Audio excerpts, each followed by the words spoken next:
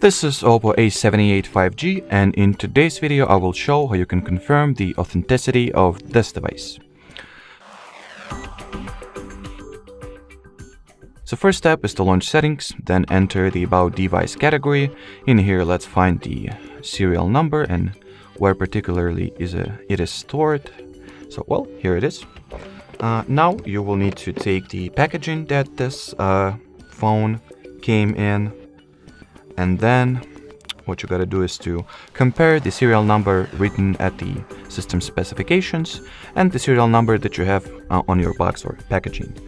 So usually all the boxes have such sticker, which provides you with various useful and not so information, such as email numbers and serial number.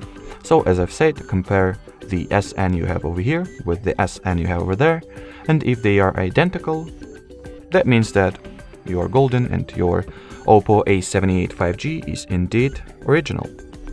Alrighty, so that will be it for this video, guys. Thanks for watching and bye bye.